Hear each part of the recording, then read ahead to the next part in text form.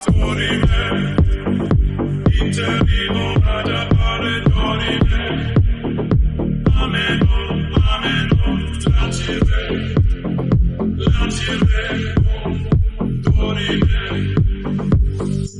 வணக்கம் சார். வணக்கம் சார், இந்த வாரம் வரப்போற படங்கள்லாம் என்னென்ன அப்படின்னு ஒரு லிஸ்ட் படுத்தி பார்க்கலான்னு பார்த்தா, ஸோ எதெல்லாம் வந்து அதுக்கப்புறம் ரிலீஸ் பண்ணலாம் அப்படின்ற ஒரு ஐடியாவில் வச்சிருந்த படங்களை வந்து வெளிப்படுத்தியிருக்காங்க.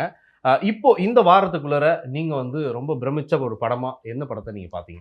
பிரமிச்ச படம்னு விட்டுருங்க. நான் நேற்று லாக்டவுன் ஒரு படம் பார்த்தேன். எல்லா படமும் பார்க்க வாய்ப்பு இல்லைன்னா கூட லாக்டவுன் படம் பார்த்தேன்.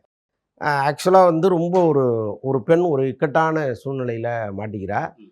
அவள் எப்படி அதுலேருந்து வெளியில் வந்தாங்கிறது தான் கதை. ஸோ ஒரு லைனில் சொன்னால் அதுதான். ஆனால் இந்த அனுபமா பரமேஸ்வரன்கிற நடிகை நடித்த நடிப்பு இருக்குல்ல, நிஜமாகவே நமக்கு ரொம்ப பதட்டத்தை உருவாக்கிருச்சு. ரொம்ப ஒரு அற்புதமான நடிப்பு. ஒரு புதுசாக ஒரு ஒரு நாட்டை கையில் எடுத்துகிட்டு பண்ணியிருக்காங்க. அதான் இந்த லாக்டவுன் சமயத்தில் நடக்கிற ஒரு சம்பவம். அதுலேருந்து அவங்க எப்படி வெளியில் வந்தாங்க அப்படிங்கிறது எந்த பெண்ணுக்கும் நிகழக்கூடாத ஒரு பெரிய பிரச்சனை அந்த பொண்ணுக்கு வந்துடுது. அதுலேருந்து எப்படி அவங்க வெளியேறினாங்கங்கிறது தான் கதை. நான் ஒரு அறிமுக டைரக்டர் ரொம்ப சிறப்பாக படத்தை பண்ணியிருந்தார். அந்த மாதிரி ஒரு வித்தியாசமான படங்களை பார்க்கணுன்னு நினைக்கிறவங்க வேணால் அந்த படத்தை போய் பார்க்கலாம். அதை தாண்டி வேறு என்ன படம், போன வாரமே நம்ம மாயபிம்பம் படத்தை பற்றி நிறையா பேசிட்டோம். அப்புறம் Hotstar 2 அந்த படம் வந்து ஒரு வெற்றி படமாக மாறி இருக்கு. நிஜமாகவே ஒரு நல்ல கலெக்ஷன் அப்படின்லாம் சொன்னாங்க. ஸோ அதுதான் இந்த வாரத்து நிலவரம். விஜய் அவர்களை பற்றி இந்த நேரத்தில் ஒரு தகவல் என்னன்னா, தன்னுடைய தந்தை, அதாவது தந்தைக்கும் மகனுக்கும் வந்து ஒரு நல்ல ஒரு பாண்டிங் எப்பவுமே இருக்கும். ஸோ அவங்களுக்குள்ள ஒரு எப்பவுமே ஒரு சண்டை வர்றது ஒரு சர்வசாதாரண விஷயம் தான். இதை நம்ம மக்கள் வந்து சில பேர் ரொம்ப திரிச்சு பெருசாக பேசிடுவாங்க. ஆனால் இப்போ நடக்கிற ஒரு விஷயங்கள்ல தான் ரொம்ப முக்கியமாக கவனிக்கப்படுது.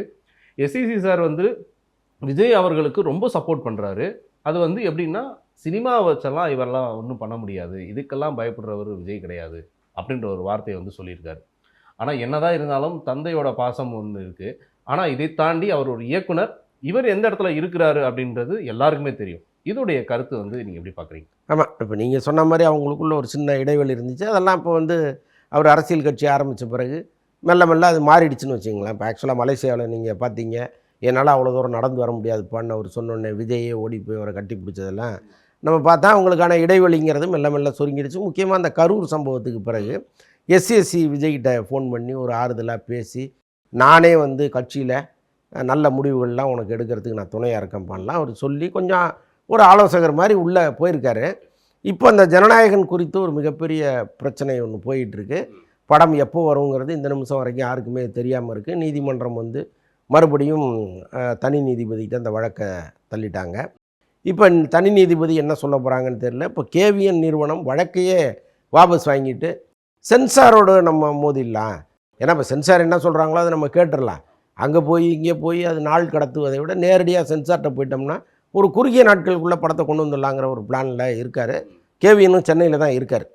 ஆக்சுவலாக அவர் வந்து இங்கே வந்துட்டார். இந்த பிரச்சனை ஸ்டார்ட் ஆனோடனே இங்கே வந்துட்டார்.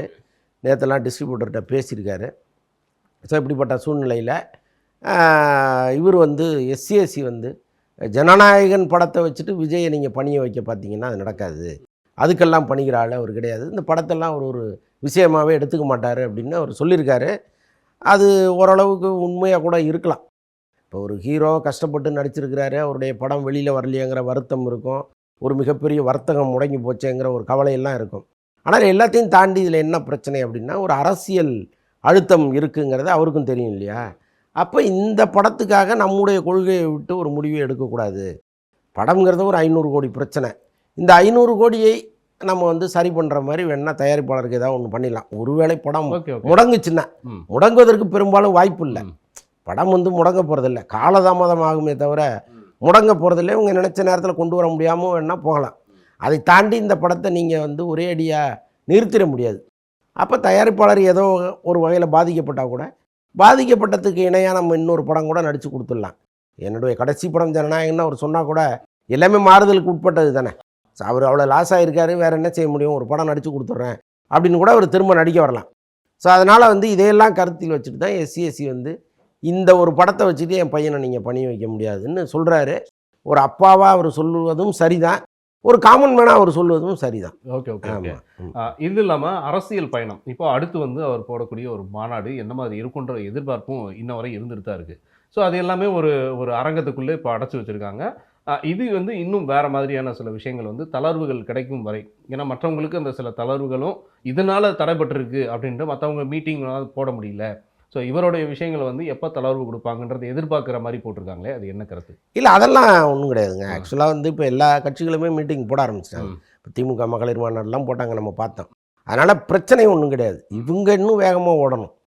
இந்த பொதுக்கூட்டங்களை மாநாடுகளை இவங்க ரொம்ப சீக்கிரம் நடத்தணும். ஏன்னா தேர்தலுக்கு இன்னும் 2 மாதம் தான் இருக்குது. இப்போ இந்த 2 மாதத்துக்குள் நீங்கள் முடிஞ்ச அளவுக்கு மக்களை சந்திப்பதும் கூட்டங்களை நடத்துவதும் தான் ரொம்ப முக்கியமான விஷயமா இருக்குது. ஆனால் இவங்க மற்ற கட்சிகள் போல் வேகமாக ஓட மாட்டேங்கிறாங்க. Okay okay. இந்த நிமிஷம் வரைக்கும் எனக்கு ரொம்ப ஆச்சரியமாக இருக்குது. ஏன்னா ஒரு பக்கம் திமுக அதிமுகவும் வேகமாக ஓடிட்டு இருக்காங்க. இன்றைக்கெல்லாம் ஓபிஎஸ் வந்து என்டிஏ கூட்டணிக்குள்ளே வந்துட்டார். அப்போ பார்த்தீங்கன்னா இன்னும் பரபரப்பாக மாறிக்கிட்டு இருக்கு. அதிமுக கூட்டணிங்கிறது இன்னும் கொஞ்சம் வலுவான கூட்டணியாக மாறிக்கிட்டு இருக்கு. நீயா நானாங்கிற போட்டியாக அவங்க ஸ்டார்ட் பண்ணி ஓடிக்கிட்டு இருக்காங்க. இவர் அடுத்த முதல்வராயிரும்னு சொல்கிற ஒரு முக்கியமான ஒரு நபர் இன்னமும் வந்து ஒரு இடத்த விட்டு நகராமல் இருக்கார். அந்த கட்சி என்ன பண்ணுதுன்னு தெரியல. செயல்வீரர்கள் கூட்டமெல்லாம் போட்டாங்க. அதுக்கப்புறம் வந்து எப்போ மாநாடு, எப்போ பொதுக்கூட்டம், இதை பற்றிய தகவலும் இல்லை. ஸோ அதனால் இன்னும் கொஞ்சம் வேகமாக ஓடணுங்கிறது நம்முடைய கருத்து. Okay okay. தாவேகா சார்பில் ஒரு ஒரு கேள்வி வந்து எழுப்பும் பொழுது திருமாவளவன் அவர்களை பற்றி இந்த இடத்துல ஒரு டாக் வந்து ஆதவ அர்ஜுனாவுக்கு அந்த கேள்வி வந்து வருது. அப்போ அவர் சொல்கிறாரு, அவர் வந்து என் கொள்கையுடைய குரு அப்படின்ற ஒரு வார்த்தையை சொல்லியிருக்காரு. இது வந்து எதன் வெளிப்பாடு? இல்லைங்க, ஆதவ அர்ஜுனா இதில் விசிகாவில் இருந்தார், ஒரு முக்கிய பொறுப்பில் இருந்தார். அதுக்கப்புறம் தான் இங்கே தாவேகாவை நோக்கி வந்தார். வந்தவர் வந்து அந்த நிகழ்வில் பேசும்பொழுது விசிகாவில் வந்து ஒரு 20 பேர் இருக்காங்க அப்படிங்கிற மாதிரி ஒரு கருத்தை சொல்லிட்டார். அவ்வளோதான் இருக்காங்க, அது என்ன ஒரு கட்சியா அப்படிங்கிற அளவுக்கு சில கருத்துக்கள்லாம் சொன்னோன்னே அங்கே ரொம்ப பொங்கிட்டாங்க. அவருக்கு எதிராக பல்வேறு இடங்களில் ஆர்ப்பாட்டங்கள் போராட்டங்கள்ங்கிற மாதிரி இறங்கிட்டாங்க. அதுக்கப்புறம் அவர் கொஞ்சம் ஐயோ நான் அந்த அர்த்தத்தில் சொல்லலை, நீங்கள் தப்பாக புரிஞ்சுக்கிட்டீங்க அப்படின்னு அவர் சொல்லி ஒரு வழியாக அந்த பிரச்சனையை சால்வ் பண்ணிட்டார். அவர் அப்படி சொன்ன பிறகும் இந்த பிரச்சனையை விடாமல் இவங்க அங்கங்கே ஆதவ அர்ஜுனாவுக்கு எதிராக முழக்கங்களை எழுப்பிட்டு இருக்காங்க. அவர் சாரி கேட்டார். இது வந்து தவறான நோக்கத்தில் நீங்கள் புரிஞ்சுக்கிட்டீங்க, நான் அந்த அர்த்தத்தில் சொல்லலை, நான் சொல்ல வந்ததே வேறங்கிறத சொல்லிட்டார்.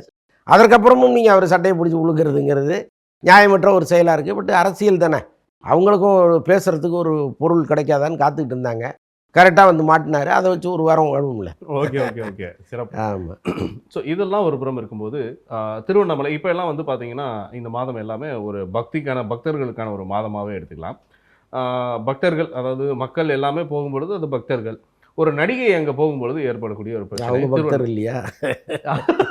ஒரு நடிகை பக்தர் அப்படிங்கும்போது ஒரு அவங்களுக்குன்னு ஒரு அடைமொழி இருக்கு இல்லையா? ஸோ அந்த அடைமொழிக்கு வந்து நம்ம ஒரு ஹைலைட் கொடுத்து அந்த வார்த்தையை சொல்லி தான் ஆக வேண்டிய சூழ்நிலை. அவங்க திருவண்ணாமலை போகிறாங்க. அங்கே வந்து ஒரு சில விஷயங்கள்லாம் அவங்களுக்கு ஒரு சில அசம்பாவிதங்களா, இல்லை அங்கே வந்து நடிகைன்றதுனால ஏற்படக்கூடிய பிரச்சனையா அப்படின்றது தான். இதை பற்றி உங்களோட கருத்து? இல்லைங்க, ஒரு பிரச்சனையும் இல்லை. அதாவது குறிப்பிட்ட பகுதியை தாண்டி மலை மேல் ஏறக்கூடாதுன்னு ஒரு சட்டம் இருக்குது. அங்கே இருக்கிற கோயில் நிர்வாகம் அப்படி ஒரு முடிவு எடுத்திருக்கு. மேலே போனீங்கன்னா அது ஆபத்தும் இருக்குது. ஏன்னா அதே திருவண்ணாமலையில் ஏற்கனவே ஒரு பெண் பக்தை ஏறி போய் மாட்டிக்கிட்டாங்க. கீழே இறங்குறதுக்கு முடியல. அவங்க பாட்ட சரசரன்னு மேலே போயிட்டாங்க, கீழே அவங்களால இறங்க முடியல. அதற்கப்புறம் எப்படியோ அவங்கள கவனித்து யாரோ தகவலை சொல்லி அதுக்கப்புறம் தீயணைப்புத்துறை வந்து அவங்கள பத்திரமா மீட்டாங்க. அப்படி ஒரு ஆபத்து வந்து அங்கே இருக்குது. ஆனால் இப்போவும் என்ன சொல்கிறாங்க, திருவண்ணாமலையை பற்றி பல மர்மங்கள் இருக்குது. முக்கியமாக அங்கே நிறைய குகைகள் இருக்குது. அந்த குகைகளுக்குள் பல பேர் வந்து பல மாதங்களாக பல ஆண்டுகளாக தவம் இருக்காங்கலாம் சொல்கிறாங்க. இப்போ அது இன்னும் நீங்கள் மேலே போகும்போது அந்த மாதிரி இடங்களெல்லாம் பார்க்க முடியுங்கிற அளவுக்கு சொல்கிறாங்க. ஒருவேளை அதை பார்ப்பதற்கான ஆர்வத்தை இந்த நடிகை ஏற்பட்டு போனாங்களான்னு தெரியல. ஒரு சின்னத்திரை நடிகை இவங்க. எனக்கு தெரிஞ்ச அவங்க இப்போ சீரியல்லாம் நான் பார்த்தது கிடையாது. அதனால் ஒரு நடிகை போனதுனால அப்படி ஆயிடுச்சுன்னா நீங்கள் சொல்லும்போது நான் இவங்களை முன்ன பார்த்தது இல்லையேங்கிற மாதிரி எனக்கு இருந்துச்சு. பட் இருந்தாலும் அவங்க பிரபல நடிகைங்கிறதுனால அது ஒரு பெரிய செய்தியாக மாறிடுச்சு. பிரபல நடிகைன்ற ஒரு விஷயங்கும் போது நீங்கள் அந்த பேரவே சொல்ல வேணாம்னு நினச்சிங்களா என்னன்னு தெரியல. ஏன்னா உங்களுக்கு தான் பிக் பாஸே பிடிக்காது அப்படின்னு சில நேரங்களில் வந்து சொல்லுவீங்க, நான் பார்த்ததே இல்லை அப்படின்னுவீங்க. அந்த பிக் பாஸில் நடித்த அந்த அர்ச்சனா ரவிச்சந்திரன் இவங்க தான் வந்து அந்த கோவிலுக்கு போன விஷயம். இதை வந்து நம்ம ஜென்ரலாக சொல்லும்போது யாரையோ பற்றி பேசிகிட்டு இருக்காங்கடா அப்படின்னு நம்ம கமெண்ட்டில் இல்லை உள்ளபடியே அவங்க நடித்த சீரியலும் பார்க்கல, இந்த பிக் பாஸ் அந்த சீசனும் நான் பார்க்கல. சரி, இப்போ பார்வதியை தெரிஞ்ச அளவுக்கு அவங்கள நமக்கு தெரியல. சரி சரி. அதனால தான் மற்றபடி அந்த பிரச்சனை வந்து பெரிய பிரச்சனையாக மாறி போச்சு. இவங்க அந்த மலை உச்சிக்கு போனது வந்து பெரிய பிரச்சனையாக மாறி அப்புறம் கண்டுபிடிச்சி அவங்களுக்கு 10,000 ரூபா அபராதம் போட்டிருக்காங்க. இதன் மூலம் சொல்ல வர்றது என்னன்னா, மீண்டும் யாராவது அந்த முயற்சியை எடுக்காதீங்க போனா அப்படிங்கிறது அபராதம் தான். அவ்வளோதான். அதுதான். Okay okay. இல்லை, ஒரு பக்கம் நீங்கள் சொன்னது சார், நீங்கள் விஜே பார்வதின்னு சொன்ன உடனே எனக்கு அடுத்த கேள்வி ஒன்று. விஜய் சேதுபதி அவங்களோட ஒரு சூப்பரான ஒரு படம் வந்து நடிக்கிறாங்க. முத்து என்கிற காட்டான்னு நினைக்கிறேன் அந்த படம் பேர். இப்போது இது வந்து வெப் சீரிஸாகவே வந்து பண்ணிடுறாங்க. இதில் முக்கியமான ஒரு கேரக்டரில் வந்து விஜய் பார்வதி வராங்க அப்படின்றது ஒரு தகவல். ஒரு பக்கம் இங்கே பிக் பாஸில் காசு தரமாட்டேன்னு சொன்னவரும் அவர் தான், ரெட் கார்டு கொடுத்தவரும் அவர் தான். இது வந்து அவர் கொடுக்கல, அந்த பிக் பாஸ் அந்த விளையாட்டில் ரூல்ஸு, அந்த ரூல்ஸ்க்கான விஷயத்த அவர் சொல்லிட்டார். இப்போது இந்த படத்துக்கு சேர்ந்து நடிக்கிறதுக்கான ஒரு விஷயம் எப்படி ஏற்படுத்திக்கிட்டாங்க? அங்கே நடந்த ஒரு சில சூழல்களை இவர் மறைக்கணுன்றதுக்காக இந்த படத்துக்கு வாய்ப்பு கொடுத்தாரா விஜய் சேதுபதி? இல்லை, அப்படி சொல்ல முடியாது. விஜய் சேதுபதியை பொறுத்த அளவுக்கு சராசரி நடிகர் மாதிரி கிடையாது. நட்புக்கு ரொம்ப முக்கியத்துவம் கொடுப்பாரு. இந்த ஏற்றத்தாழ்வுகள்லாம் அவர்கிட்ட கிடையாது. இந்த பணக்காரன் ஏழைன்னெலாம் பார்க்க மாட்டார். எல்லார்ட்டையும் சமமாக பழகிற ஒரு நல்ல மனிதர் அவர். அவர் வந்து பார்வதியை பிக் பாஸில் நடத்தின விதம் வந்து பலருக்கு பிடிச்சிருந்தாலும் சிலருக்கு வந்து பிடிக்கல. என்னதான் நீங்கள் வந்து அவங்க மேலே கோபம் இருந்தாலும், அவங்க பண்ணது தவறாக இருந்தாலும், அப்படியே நீங்கள் வந்து ஒரு கார்டை கொடுத்து போங்கன்னு விரட்டி விடுறது சரியில்லைன்னு சொல்லிட்டு பல பேர் பார்வதிக்கு ஆதரவாகலாம் பேசினாங்க. அவரை பொறுத்தளவுக்கு அதான் நான் சொல்கிறேனே, கொஞ்சம் பேசிக்கலாக நல்ல மனுஷங்கிறதுனால இது போன்ற கரைகளை நம்ம அழிச்சிடணுங்கிறதுக்காக தான் இந்த வாய்ப்பை பார்வுக்கு கொடுத்துருப்பாரோன்னு நான் நினைக்கிறேன். இன்னொன்று, கமல் மாதிரி விஜய் சேதுபதி இல்லைன்னு பிக் பாஸ் நடத்தும் விதத்தை பார்த்து சொல்லுவாங்க. ஆனால் பேசிக்கலாகவே கமல் மாதிரி விஜய் சேதுபதி இல்லைங்கிறத இதன் மூலம் நம்ம புரிஞ்சுக்கலாம். என்னென்னா, கமல் வந்து இதே பிக் பாஸ் வின்னர்களுக்கு என் படத்தில் வாய்ப்பு தரேன்லாம் சொல்லியிருக்காரு. அது மாதிரி வந்து கமிட் பண்ண நபர்கள்லாம் கூட உண்டு. ஆனால் அதுக்கப்புறம் அவங்களுக்கு ஒரு வாய்ப்பும் அவர் கொடுத்ததில்லை. ஆனால் விஜய் சேதுபதி பாருங்கள், அப்படிலாம் எந்த உத்தரவாதமும் கொடுக்கல. ஆனால் அவர் வந்து அவங்களுக்கு ஒரு படத்தை அவரே தயாரிக்கிறாருங்கும்போது நிஜமாக விஜய் சேதுபதி ஒரு ஸ்டெப் உயர்ந்து தான் நிற்கிறாருன்னு நான் பார்க்குறேன். இன்னொன்று, பாரு மீது மக்களுக்கு இருந்த வெறுப்பு மாறணும்னு அவர் நினைக்கிறார். ஏன்னா ஏதோ ஒரு வகையில் அது கேமுங்கிறதுனால அமைஞ்சு போச்சு. பட் அப்படி ஒரு வெறுப்பு ஒருத்தர் மேலே இருக்கக்கூடாதுன்னு நினைக்கிற மனிதராக அவர் இருக்கார். ஸோ அதெல்லாம் சேர்ந்து இந்த வாய்ப்பை பார்வை கொடுத்துருப்பாருன்னு நான் நினைக்கிறேன். இல்லை, கிட்டத்தட்ட அது பார்க்கும் பொழுது விஜய் பார்வதியோட லைஃப் கரியரே அவுட் பண்ணுற அளவுக்கான ஒரு விஷயம் தான். அது விஜய் சேதுபதி கையில் இல்லைங்க. அங்கே ஒரு பெரிய டீம் இருக்காங்க. அவங்க என்ன சொல்கிறாங்களோ அதை அவர் கேட்பார், அவ்வளோதான்.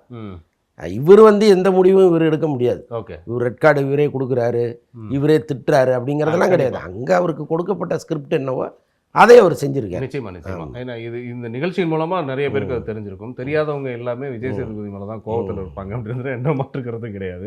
புது படங்களை வந்து தயாரிக்கிற நிறுவனமாக இருக்கட்டும், அப்படி புது இயக்குனரை அறிமுகப்படுத்துகிற ஒரு விஷயமா இருக்கட்டும். சரி, ஒரு பக்கம் பிரதீப் ரங்கநாதன் வந்து அவரும் வந்து ஆரம்பத்துலேருந்து எப்படி வந்தாருன்ற ஒரு வரலாறு நமக்கு தெரியும். அதுக்கப்புறம் வந்துட்டு டூரிஸ்ட் ஃபேமிலி அப்படின்ற ஒரு டைரக்டர், அந்த படமும் எந்த அளவுக்கு போச்சு, எந்த அளவுக்கு வருவாயை கொடுத்துச்சு அப்படின்றது. பட் இவர் ரெண்டு பேரையும் வந்து கம்பேர் பண்ணும்பொழுது, ஸோ அந்த அபிஷேக்கு வந்து கொஞ்சம் மனசுக்குள்ளே ஒரு கஷ்டம் இருக்கும்போது, அவரையும் என்னையும் எதுக்கு கம்பேர் பண்ணி பேசுகிறீங்க அப்படின்ற ஒரு விஷயம்.